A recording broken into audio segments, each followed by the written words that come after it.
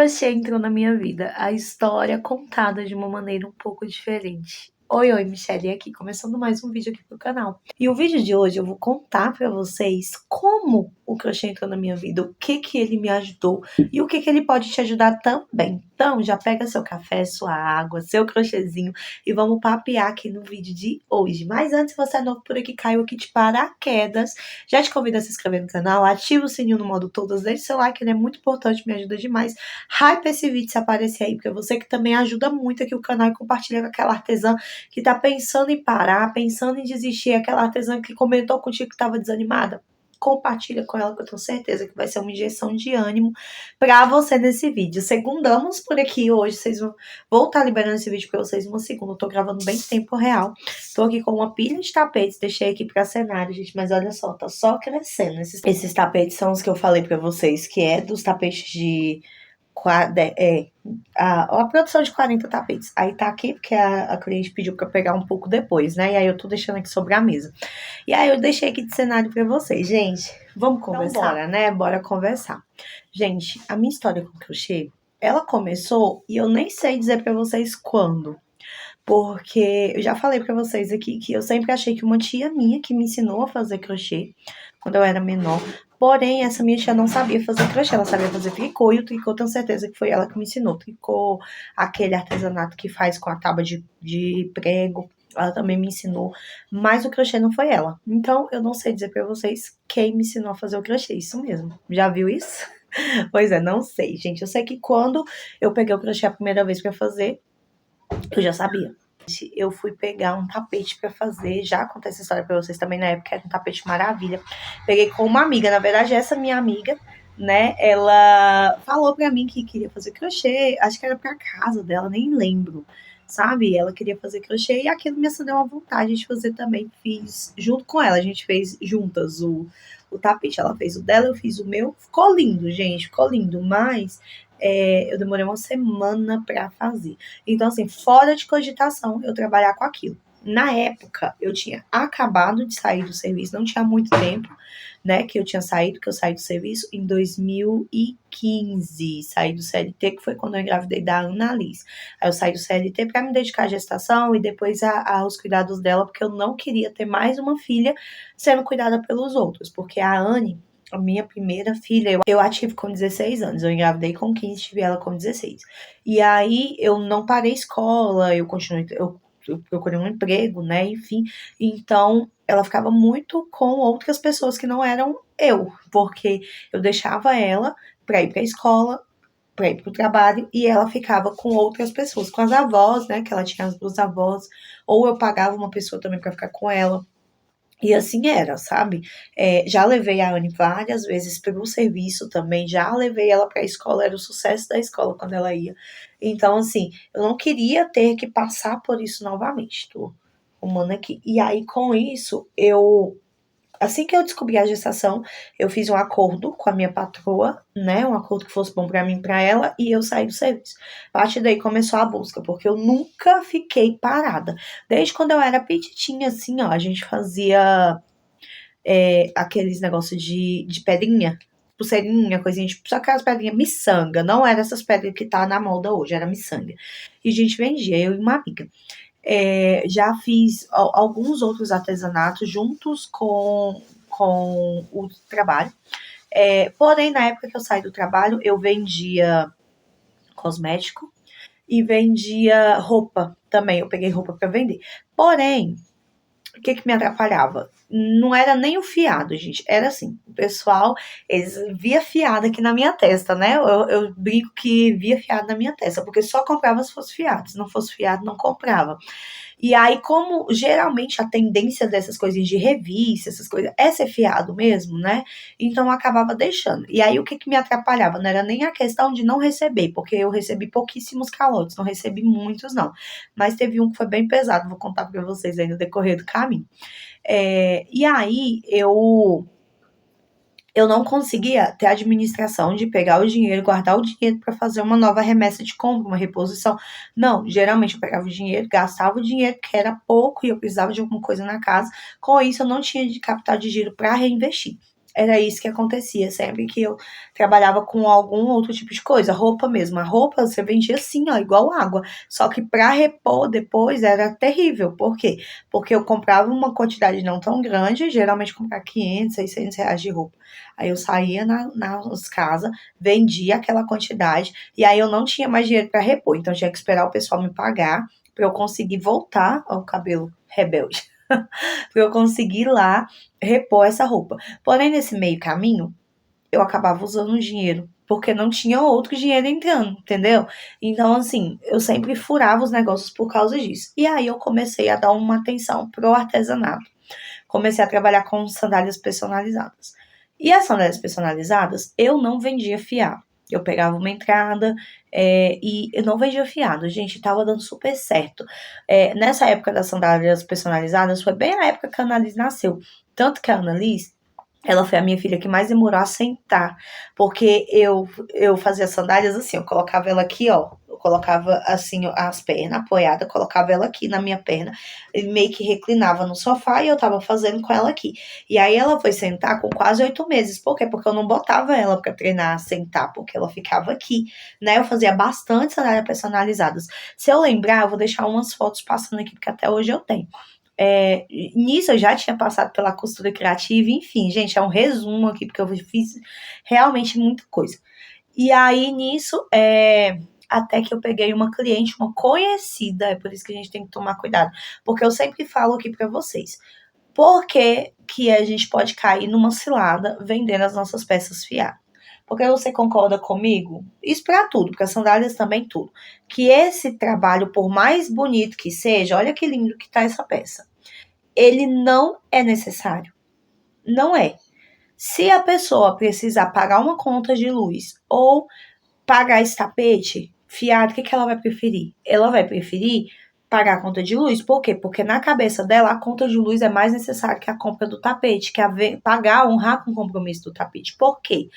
Porque quando ela compra, geralmente ela compra, vou comprar para te ajudar, ou, ai, que lindo, eu vou comprar, porém não é algo necessário. E aí acaba que na cabeça dessa pessoa que comprou fiado, ela acha que todas as contas mais necessárias do que o tapete. E não tem nada de errado nisso, porque se você for parar para pensar como consumidor, até a gente já fez isso uma vez ou outra, de achar assim, não, eu tenho dinheiro para tais contas, não consigo pagar todas as contas. Você faz uma seleção das contas que você acha mais necessária. E é isso também que acontece com os clientes que compram um tapete fiado. E aí, o que acontece? Ele não é necessário para cliente viver, mas ele é necessário para nós. E quando a gente não deixa de, quando a gente deixa de receber, quando a cliente não paga, reflete no nosso orçamento. Então, por isso a importância de não vender fiado. Eu vendo, confesso para vocês, que eu tenho alguns clientes que compram fiado, mas, gente, eu tomo o maior cuidado. Tipo assim, eu nem conto com o dinheiro. Porque se acontecer qualquer coisa, eu não fico com a corda no pescoço, eu não fico enrolada. Graças a Deus não são muitos clientes, né? Então, assim, dá para manter. Porém, se você tá começando o seu negócio agora, não educa suas clientes a comprarem fiado. Educa elas. Eu queria parcelar, como que eu faço? Olha, eu pego uma entrada no dia que eu estiver fazendo. E é por isso até bom você estender o tempo de produção. Porque aí dá tempo dela pagar de 2 vezes, sabe? A entrada e eu começo a confeccionar a sua peça, 30 dias para eu te entregar. E dentro desses 30 dias você pode ir me pagando, ou no final da peça você pode me pagar. Eu faço desse jeito, elas acham mais leve, né? Porque fica mais fácil para elas pagarem, fica mais fácil para eu produzir e eu recebo tudo no final no final do que eu finalizei de produzir. Então, assim, eduque as suas clientes dessa forma. E aí, voltando lá nas sandálias personalizadas, eu trabalhava exatamente dessa forma. Tava dando muito certo, eu tava vendendo bastante sandália, graças a Deus. Porém, chegou uma cliente. E essa cliente, gente, ela pediu uns 7 pares de sandália. Na época, eu não pedia entrada. E assim, eu trabalhava bem regadinho. Eu tinha ali o suficiente para comprar uma ou duas sandálias. fiz das tripas corações, comprei os 7 pares de sandália.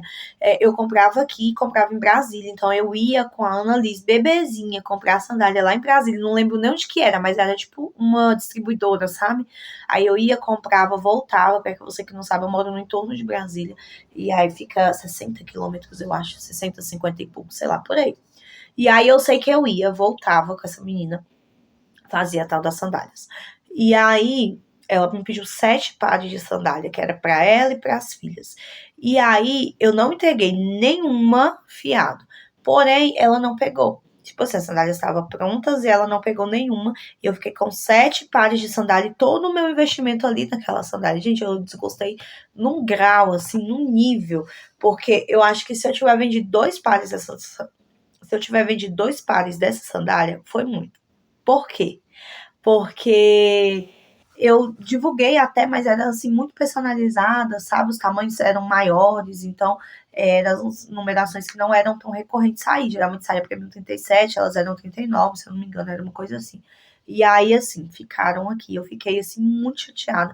Falei que eu não ia trabalhar mais com isso e fiquei um tempo sem empreender, vamos se dizer assim, né? E aí foi quando eu vi isso aqui, gente, olha só que coisa mais linda, os amigurumis. E aí eu já falei pra vocês que isso aqui foi paixão à primeira vista, né, gente, ó.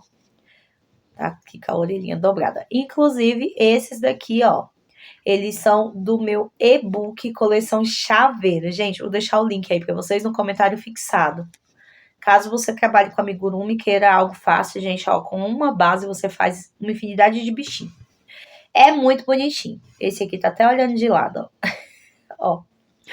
Aí eu vi isso aqui, e aí essa história aqui você já sabe. Vou só resumir para você cair aqui de paraquedas nesse vídeo. Eu vi os chaveiros, me apaixonei, porém como eu sabia fazer crochê, eu achava que eu ia saber fazer esses amigurumis, e na época eu comprei um fio da Fiore, que era aquele fio da Eurorumo bem fininho e barbante, não era 100% algodão.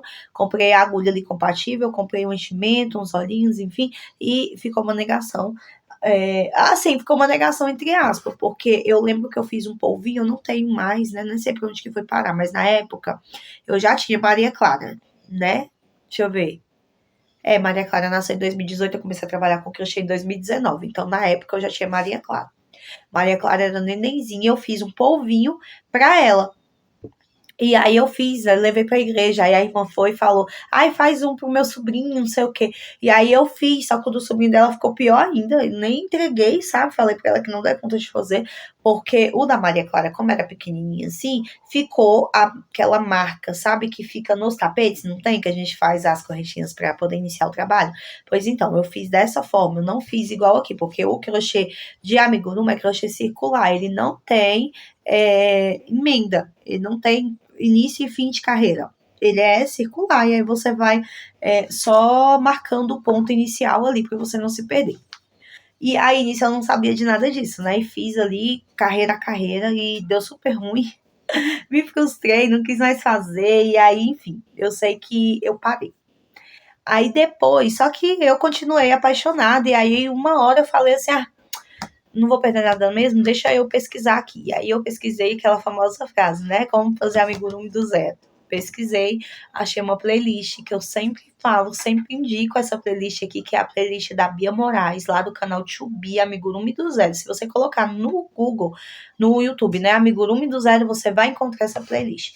E aí ela foi o início de tudo, porque ela fala desde os pontos básicos até o primeiro bichinho. E aí eu acho que ela ensinava a ler receita. Por quê? Porque eu lembro que quando eu fiz essa playlist, eu já sabia ler receita. Porque aí eu fiz a bolinha, fiz o koala, que ela ensina, depois eu fiz um ursinho dela, que ficou todo torto.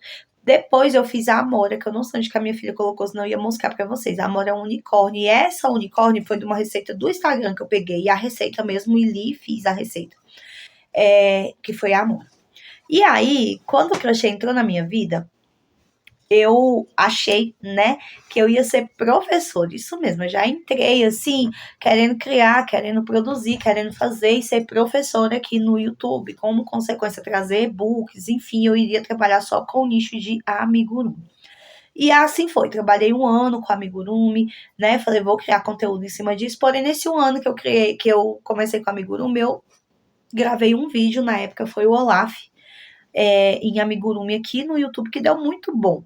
Eu acho que deu 6, 7 mil visualizações. Eu tenho até que trazer a receita pro canal de aulas dele, que tá no outro canal, né?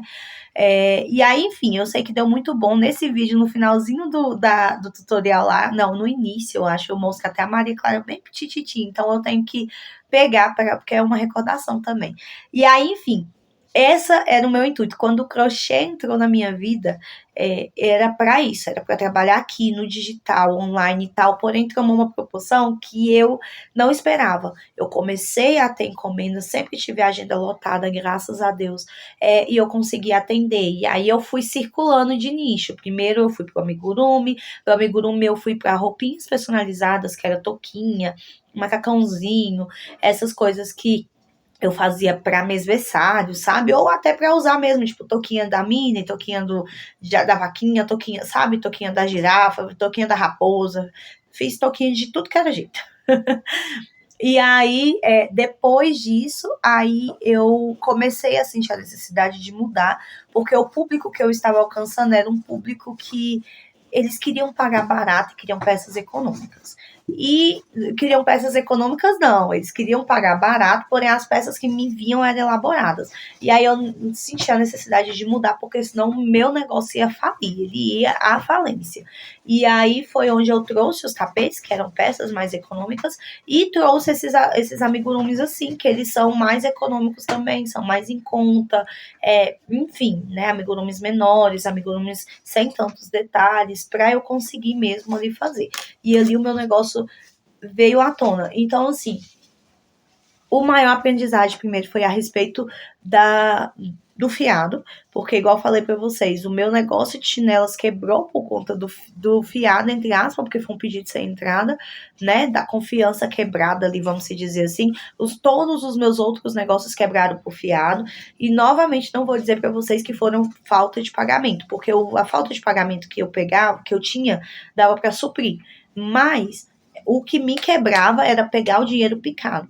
E aí, com o crochê, eu sempre tentei me portar de uma forma diferente. Então, você que está começando, tenta fazer dessa forma. Eu sei que no início é um pouco mais difícil mesmo, mas tenta se posicionar pegando entrada e o restante no final do pedido. Ou se você vender por pronta entrega, pega a entrada. Se caso a cliente falar assim, eu não tenho dinheiro agora, mas eu gostei tanto dessa peça, você combina com ela. Eu sempre dou essa opção para as clientes. Você não tem? Olha, eu sou bem sincera. Eu tô precisando de dinheiro agora, eu não consigo te vender fiado, mas me fala o dia que você tem o dinheiro que eu vou reproduzir a peça e você pega a peça no dia que você tiver o dinheiro. E aí, dessa forma, funciona, sabe? Algumas vão dizer que não, outras vão dizer que sim, mas o artesanato em si, ele me diminuiu, sei lá, 90% do meu fiado. Como eu falei para vocês, eu tenho algumas pessoas, principalmente do início do crochê, que eu não tinha essa maldade de entrada, de não sei o quê. Eu sempre cedia. Então, tem algumas pessoas ainda dessa época, algumas pessoas que são recorrentes, praticamente elas vêm, compram, e aí com isso eu acabo deixando o fiado. Porém, o restante é entrada e parcela. Ou no máximo, tipo assim, eu queria um jogo de banheiro, Michele, vermelho, você faz pra mim? Faço. Tem um material, eu faço. Igual ontem mesmo, eu tava fechando um pedido com uma moça que ela já é minha cliente há muito tempo. E aí ela me falou assim, Michele, você quer entrada? Ela me falou, eu falei, não precisa.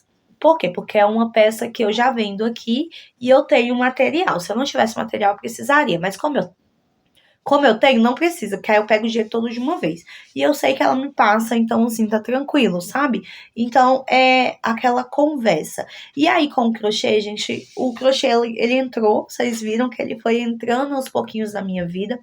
E eu fiz um negócio, mas em nenhum momento eu projetei a realidade que eu vivo hoje naquela época. Como eu falei para vocês, eu entrei no crochê para ser uma professora aqui nas redes sociais e ensinar vocês, né? E depois, no futuro, além do ensinamento e tal, ter uma rentabilidade com e-books, enfim, produtos pagos, e-books pagos, PDFs, enfim, produto digital, né, que fala pago. A minha intenção nunca foi ter um negócio de crochê, vender crochê, porém aconteceu. E às vezes as coisas elas acontecem quando a gente menos espera.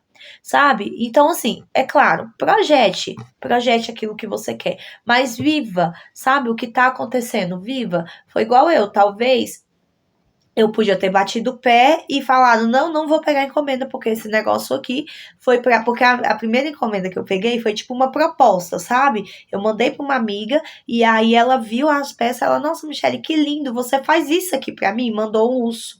Aí eu fui e falei, mulher, eu não sei, eu tento. Aí ela, não, faz pra mim, não sei o que. E eu fui e fiz e daí não parou mais, sabe? Ela mesmo pediu várias coisas, enfim. Minha amiga linda. Se você ver esse vídeo, um beijo. Ela sabe que é ela, né? E aí, enfim, eu sei que foi dessa forma que eu peguei. E aí não parei mais, porque não foi pensado. O pensamento foi um mais, Deus ele me levou para outro caminho. E hoje eu tô aqui, graças a Deus. Demorei um pouquinho para estar no YouTube, porque como eu falei para vocês, trabalhei um ano aí sem YouTube, fiz só o primeiro vídeo, depois disso eu sumi por um ano e aí eu voltei, né? Mas enfim, estamos aqui. E aí hoje o crochê, ele mudou a minha vida, gente. Ele me deu uma liberdade que eu nunca tive, sabe? E aí, pronto, aí eu vou igual a Ruth, aí eu vou chorar. Mas ele me deu uma liberdade que eu nunca tive. Não porque eu ganho bem, sabe? Ganho milhares de, sabe? E é muito dinheiro e dá pra fazer tudo que eu quero, tudo que eu almejo. Não. Mas é que eu consigo hoje trabalhar. Às vezes eu olho, porque a minha filha mais velha, eu falei pra vocês, ela ficou muito tempo sendo cuidada pelos outros. Para vocês terem uma noção, quando eu ia para a escola, eu estudava de manhã, quando ela nasceu. E aí, eu estudava de manhã, depois eu ficava na escola os 3 períodos, porque eu trabalhei um tempo na escola, então eu dava aula de manhã, dava aula de tarde, naqueles projetos do governo, sabe? Eu dava aula de manhã, dava aula de tarde, à noite eu estudava. Isso no outro ano, né? Na virada de ano. Mas, o primeiro ano que eu tive ela, quando eu voltei para a escola, ela tinha 3 meses. Porque eu ganhei ela em maio, aí fiquei de licença maio, junho, aí julho teve as férias, em agosto eu voltei. Aí em agosto eu comecei. E aí eu deixava ela com uma vizinha minha lá da frente de casa, sabe? Bem de confiança e tal. Porém, ela nunca pegou mamadeira. Gente, aí eu ia pra escola. Quando dava no terceiro horário, era batata. Terceiro horário, o peito enchia, começava a vazar e eu ia pra casa. Quando eu tava chegando em casa, tipo assim, umas 2, 3 ruas antes da minha, ela tava gritando, porque ela tava tentando alimentar ela com o leite que eu deixava e ela não queria, e ela gritava, e aí eu chegava e amamentava ela. Então, assim, foi bem difícil. Fora todas as outras vezes, né, gente? Mãe, vamos fazer isso? Não dá porque eu tô trabalhando. Eu trabalhava em shopping, né? Depois que eu formei e tal, comecei a trabalhar em shopping. No dia da minha folga eu fazia faculdade, né? Que eu fiz alguns períodos de matemática. E aí depois eu tranquei. Então, assim, foi bem difícil. Eu fazia faculdade semipresencial. Então, eu ia uma vez na semana na faculdade, que era na minha folga. E aí, assim, foi bem desafiador e eu senti que ela se tornou uma criança muito carente, sabe? Uma criança que, né? Porque o pai já não era muito assim. A mãe também estava trabalhando o tempo inteiro e ela ficava nos cuidados dos outros. Não que seja errado, porque tem muitas mães que fazem isso. Mas quando o crochê entrou na minha vida, quando o crochê veio na minha vida, foi a certeza de que nunca mais eu precisaria passar por isso, sabe? Que eu só iria passar se eu quisesse. Se eu falasse, não, fecha tudo isso aí que eu não quero mais. Mas Deus, ele foi me direcionando e ele foi me mostrando que tinha muitas formas. E hoje em dia, com o crochê, eu tenho várias fontes de renda, né? São poucas, ainda estão pingando, mas eu tenho fé, eu tenho certeza de que são fontes de renda que vão se consolidar. E aí, o crochê entrou na minha vida, entrou com a produção de peças, com a venda de peças, logo em sequência ele me deu o canal do YouTube, o canal do YouTube me dá um retorno, ainda é um retorno tipo 3 meses sim, 3 meses não, né? Um mês sim, 4 meses não, um mês sim. Aí quando eu pego ali uma maré boa, dá um mês sim, um mês não, mas assim, eu tenho certeza que vai se consolidar.